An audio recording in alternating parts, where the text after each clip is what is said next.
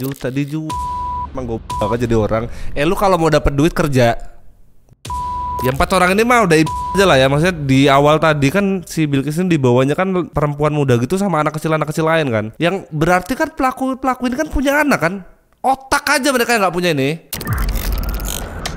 Bener-bener sudah akhir zaman gitu. Maksudnya sekarang kenapa sih banyak banget orang-orang yang nekat, orang-orang yang tindakannya tuh gitu loh. Dan lagi-lagi selalu sama dengan alasan finansial, tapi tindakan-tindakan begitu selalu merugikan orang lain. Nah, sama kayak yang dialami sama si Bilqis. Dwi, bapaknya si Bilqis ini udah bingung, dia nyari si Bilqis nih anaknya dari tanggal 2 sampai seminggu nggak pernah ketemu, dicari nggak pernah ada. Yang bikin bapaknya ini bingung, kok bisa dari Makassar ketemunya di Jambi. Siapin kopi dan juga makanan kalian. Kita mulai ceritanya.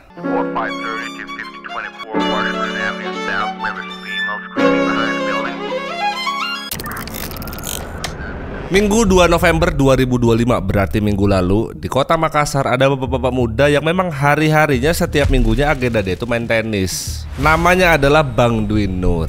Memang itu udah jadi agenda dia mingguan, main tenis sama teman-temannya. Sekalian lah diajak putrinya yang namanya Bilqis, umurnya 4 tahun. Pikir dia, gue main tenis, anak gue biar sekalian main di taman. Nah, biasanya sambil Bang Dwi ini main tenis, anaknya ini duduk di pinggiran lapangan gitu. Nah, tepat di jam 9, si Bilqis ini izin lah sama bapaknya, "Pak, aku boleh gak main di playground sebelah?" Kebetulan di lapangan tenis itu kan di taman gede gitu ya. Deket-deket dari situ ada playground. Dijawablah sama bapaknya, "Iya boleh gak apa-apa, tapi jangan jauh-jauh." Gitu yang diucapin sama Bang Dwi. Udah dapat izin, larilah si Bilqis ke tempat ayunan. Beberapa menit setelah Bilqis ini minta izin sama bapaknya dan main di ayunan, Bang Dwi ini masih beberapa kali tuh dengar suara Bilqis itu, dengar suaranya. Tapi lama-kelamaan pas dia lagi main tenis gitu sambil mastiin anaknya gak kenapa-kenapa gitu, dipanggil tuh udah gak jawab lagi. Dan bahkan sekarang suaranya udah gak kedenger sama sekali. Dipanggil tuh kenceng-kenceng sama Bang Dwi, gak kedenger sama sekali dan gak ada jawaban sama sekali. Karena gak ada jawaban, panik lah Bang Dwi. Ditaruhlah tuh raket sama dia, langsung disamper ke playground tempat Bilqis tadi main. Sampainya di playground, putrinya ini gak ada di sana. Lihat putrinya di playground itu gak ada, panik lah Bang Dwi. Mana nih anakku tuh lari kemana gitu. Mainnya tuh kemana gitu, gak ada di playground soalnya. Dicari setiap sudut playground sama dia, dipanggil, diteriakin, gak ketemu, gak ada jawaban sama sekali. Ngelihat Bang Dwi ini lagi panik gitu di taman, beberapa pengunjung di sana juga pada nanya, Kenapa bang? Akhirnya lah, orang-orang yang ada di taman itu pagi itu semuanya pada nyari si Bilqis. Salah satu dari pengunjung yang ada di taman itulah bilang sama Bang Dwi, "Aku tadi ngeliat anak kecil digandeng sama perempuan keluar lewat pintu gerbang bagian utara bang." Dengar itu nggak pikir lama lah Bang Dwi langsung ke arah sana. Tapi si Dwi ini nggak ketemu Bilqis sama sekali di sana. Karena dia ngerasa udah nyari juga di sana nggak ketemu. Akhirnya lah dia bikin laporan sama petugas taman.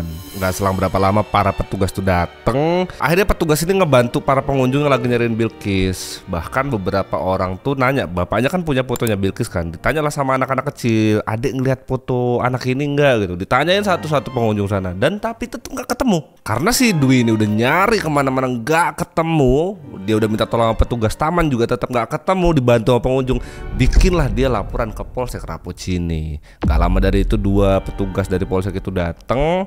Beberapa area yang tempat Bilqis tadi main tuh dibuat pembatas. Akhirnya lah pihak kepolisian ini minta akses CCTV di area taman itu. Dan bener aja, menurut keterangan yang di atas tadi itu sama persis sama apa yang dilihat di CCTV. Ada perempuan muda gitu bawa 2 anak, sama satu lagi anak yang berbaju merah perempuan dan rambutnya di kedua itu adalah Bilqis. Mereka keluar lewat pintu gerbang utara. Dwi ngelihat CCTV itu dan dia ngelihat dengan jelas anaknya dibawa sama orang. Lemes dia. Bang Dwi ini hafal betul kayak mana cara jalan anaknya, baju apa yang dipakai sama anaknya hari itu, rambutnya yang diikat di sebelah mana. Paham betul kalau itu emang Bilqis anaknya. Setelah dari itu pihak kepolisian minta potongan CCTV tadi itu, disebarlah video itu ke unit kepolisian yang lain untuk mempercepat ketemunya gitu loh. Sampai sore hari di hari itu masih belum mendapatkan hasil lah ya dari pencariannya. Karena ngerasa belum dapat hasil nih, bapaknya nih Bang Dwi nih, dialah inisiatif untuk nyebar semua berita itu ke grup WhatsApp lah atau sosial media. Makanya beberapa hari terakhir ini rame lah berita ini di TikTok. Beritanya langsung nyebar cepet banget, apalagi di Makassar ya.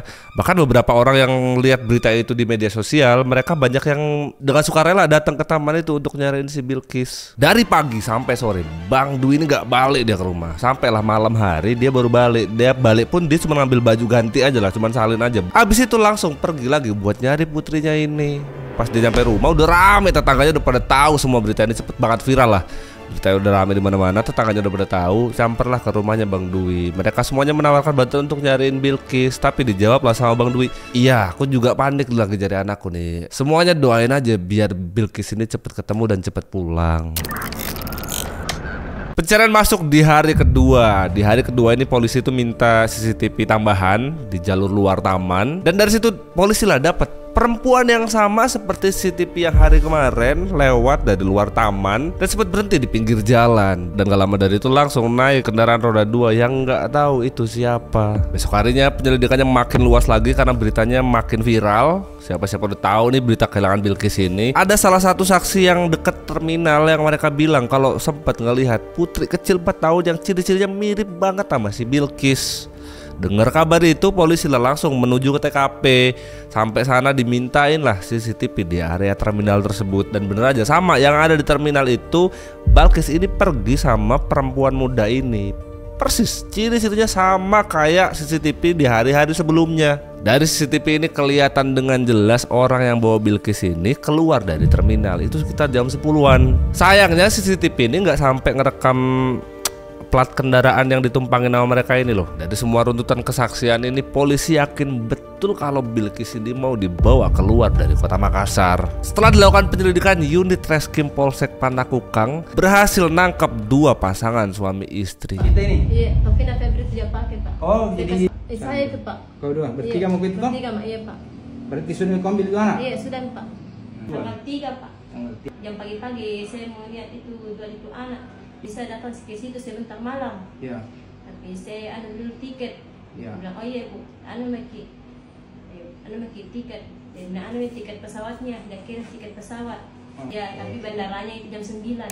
Ini kasus ini bener-bener relate buat gue ya, karena Renar tuh sama usia-usianya sama Bilqis gini. Gue cuma mikir makhluk sekecil itu tuh lucu gitu loh. Kok ada yang kepikiran jahat sama anak kecil sih? Lolot emang. Dari keterangan 2 orang yang ditangkap ini, suami istri ini, mereka lah ngaku kalau mereka itu kenal betul dengan orang terakhir yang terlihat bareng sama si Bilqis. Dan dari keterangan mereka juga, mereka bilang kalau anak ini mungkin aja udah berpindah-pindah kota beberapa kali dan udah pindah-pindah tangan. Lu pernah ngebayang gak sih apa yang dipikirin sama anak seusia Bilqis ini ketika dengan orang asing dan pindah-pindah di tempat yang memang bukan kayak mana ya? Bingung gua. Sama satu lagi yang bikin bingung, ini tuh pelakunya perempuan muda gitu. Maksud gue ya bener, emang gak semuanya perempuan itu ditakdirkan untuk jadi ibu emang. Masa sama anak kecil tuh gak ada empatinya sama sekali sih. Memang karena dapat semua informasi itu dan beritanya juga sudah rame di mana-mana, semuanya orang tahu. Pihak kepolisian makin serius untuk nanganin kasus ini. Turun tangan lah akhirnya Polda dari Sulawesi Selatan. Tim gabungan mulai dibentuk yang libatin petugas dari Bareskrim Polri karena ada dugaan ini kejahatannya tuh lintas wilayah gitu loh. Dari beberapa berita yang gue baca nih, ada keterangan yang diambil dari salah satu ponsel pelaku yang udah ketangkap tadi. Ada chat history gitu yang isinya tuh kayak penyerahan anak gitu lah. Dan dari semua chat history itu ada nominal kesebut tuh di chat itu 3 juta dijual. Emang gue bakal jadi orang. Lu kalau mau dapat duit kerja. Makassar. Makassar. Keperluannya apa? Tahu ini di Makassar ini. Yang kau kasih duit 3 juta ini kita sudah amankan. Ada siapa Pak di sini? Kau naruh di jambi apa di sini? Bapak, Tuh tanya. Tadinya berapa? Saya tanya. ini bukan HP saya, HP suami. Mana suami? Tutup dulu pintunya. Mana suami? Saya sebentar tutup pintu boleh Pak? Gini Pak, saya mau ngomong. Ini Bapak kan dari mana? Saya benar-benar nggak tahu demi Allah Pak. Saya tahunya dia ibunya Pak. Sebentar Pak, mana? Dan dari semua chat history dan barang bukti itu, yakinlah polisi ini kalau Bilqis ini udah pindah tangan ke orang lain.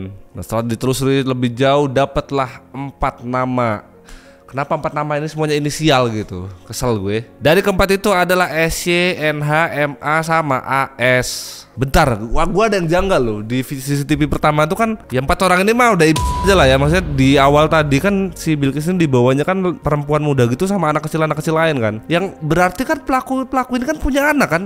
Otak aja mereka yang nggak punya ini. Dari pelacakan lokasi HP di salah satu pelaku ini, mereka lah sudah nggak ada lagi di Makassar. Mereka udah pindah ke Kabupaten Marangin yang ada di Jambi. Udah di Sumatera berarti. Dari Makassar, Sumatera, gila udah jauh banget. Setelah tahu posisi pastinya di mana, petugas langsung dikirim ke lokasi. Seminggu setelah kejadian Bilqis ini nggak ada di tanggal 8 November berarti, Polda Sulawesi Selatan sama Polda Jambi ini dapat informasi jam 7 malam dari warga pedalaman Merangin ini. Mereka bilang ada sepasang suami istri gini sama anak kecil datang ke pedalaman itu. Menurut mereka pada curiga nih, aneh soalnya nih anak siapa, kita nggak pernah tahu dan nggak pernah lihat juga nih anak siapa. Nggak juga keluarga atau siapa juga enggak gitu. Terus yang aneh lagi, nih anak diem terus. 30 juta? Iya. Tunai? Tunai. Tunai? Iya tunai. Asli. Asli lillahi ta'ala bang, aku nih. Kau jual ke orang yang berikutnya berapa? 30. Kau jual ke orang bangka itu berapa? 30 bang. Ah, terus kau ngasih ke itu? 30. Nadia naik atau transfer? Nggak mungkin kau Tunai. nggak. Tunai. Di mana dikasih? Bangko bang. Enggak, Nadia kau kasih berapa? 30 bang. Kasih di mana? Di Jambi. Cash, langsung. Ya langsung Sekali cash. kasih itu 30 Iya. Dapat informasi itu pihak kepolisian langsung menuju ke TKP. 3 jam kurang lebih perjalanan menuju ke sana lewat perjalanan darat, dan di jam 11-an malam polisi sampai di rumah kayu kecil gitu, tempat yang dugaannya Bilqis ada di sana. Dan bener aja, disitulah Bilqis ada.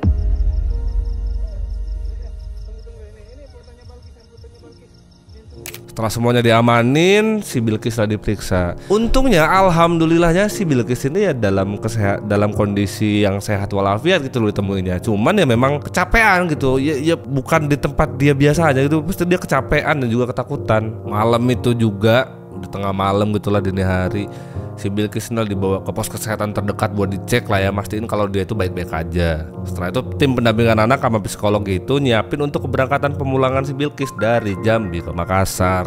Besok harinya sekitar jam 10-an sampailah si Bilqis di Bandara Sultan Hasanuddin yang ada di Makassar. Langsung disambut sama warga sekitar dan terutama bapaknya yang udah nyari dari tanggal 2. Bapaknya nggak bisa nahan lagi lah dari air mata kayak, ya Allah nak, kamu nih aku cari dari tanggal 2 gitu. Akhirnya ketemu lagi dengan selamat. Nangis bapaknya. Orang-orang yang ada di internet yang memang ngikutin berita ini dari awal, dari tanggal 2, sama mereka semua pada ngerasa lega lah kalau kasus ini udah selesai dan Bilqisnya aman bisa pulang lagi ke Makassar. Nasibnya 4 ini gimana bang? Sabar, aku jelasin habis ini. 4 orang iblis ini yang ditetapkan sebagai tersangka ini, SY, NH, MA, sama AS, mereka semuanya dijerat dengan Undang-Undang Perlindungan Anak dan juga TPPO.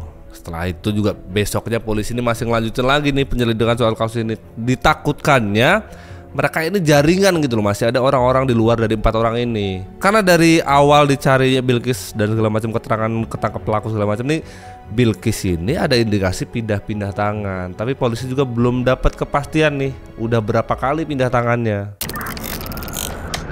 Itu dia sebuah cerita dan juga pelajaran untuk kita semuanya dari Bilqis. Kita nggak pernah tahu der, orang tuh makin sekarang tuh makin nekat gitu. Maksud gua nggak pernah kepikir gua, maksudnya pelakunya perempuan ya gitulah. Nggak ada duit itu nggak apa-apa sebetulnya. Kalau nggak ada duit tapi masih punya otak tuh dipakai untuk kerja gitu ya. Jadi masalah udah nggak punya duit, nggak punya otak lah, susah. Itu aja untuk video hari ini. Sampai jumpa di episode selanjutnya. Assalamualaikum.